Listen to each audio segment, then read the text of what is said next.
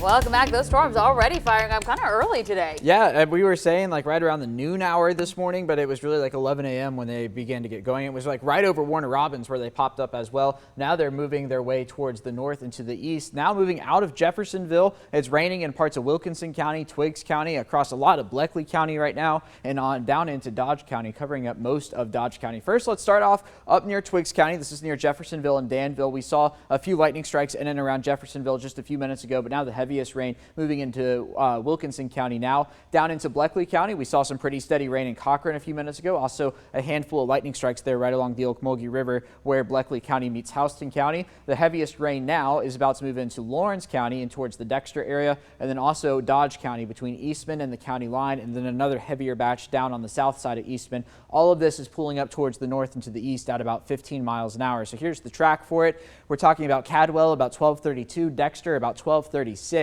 Dudley about 1243, and in and around Dublin around 111 this afternoon. Now elsewhere across the area, we're still continuing to see a few showers at this hour. Let's take a look first at Houston County. Some steadier rainfall continues there at this hour. As you get over towards Upson County, there on the Meriwether County line, some small but heavy downpours in a few spots. And then once you get down towards Schley County, down near Americus, Lumpkin, Cuthbert, more development happening back there. That's all going to pull into central Georgia before all is said and done today. And there's even more down to the south. This is just indicative of the kind of atmosphere we have with the abundance of moisture. So what I'm expecting for the afternoon hours is for this radar map to really fill in terms of showers and thunderstorms across the area. Could see some locally heavy downpours, maybe some gusty winds, and some frequent lightning is probably the biggest threat as we head into the day today. Speaking of Dublin, here's a live look at the storms where we are down there in Lawrence County. Where it has rained, it's cooled off. 73 in Warner Robins, 74 in Macon. It rained on the south side of Macon. It didn't quite get into downtown. 81 in Gordon, 82 in Dublin,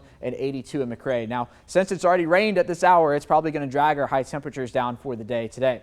Now, notice Future View is not picking up on any of this right now. It doesn't have any of the showers or storms that we currently see in central Georgia. So take the next few hours with a grain of salt. While we do have the threat for this outcome to occur, I do think everybody has a pretty good shot at seeing showers and storms today. Overall, about a 60% chance of rain. Then once we get into tomorrow, the pattern begins to change a little bit, waking up to probably some overcast skies once again. But notice a lot of the motion tomorrow is going to be from north to south. That's thanks to a cold front coming through, and that's going to bring us some drier air as we get into the weekend. Here we are on Saturday. Most of us staying dry on Saturday, maybe a chance of showers down to the south closer to where the front stalls out. But the key word is the front stalling out, making it into southern Georgia, even into the Florida Panhandle, meaning it moves all the way through central Georgia, bringing some drier air with it. That will be around through the weekend and on into the beginning of next week. We begin to build the humidity back in. You see the showers begin to filter into central Georgia, but certainly by the time we get to the middle part of next week, indicative of that humidity building back in. So a 60% chance of rain today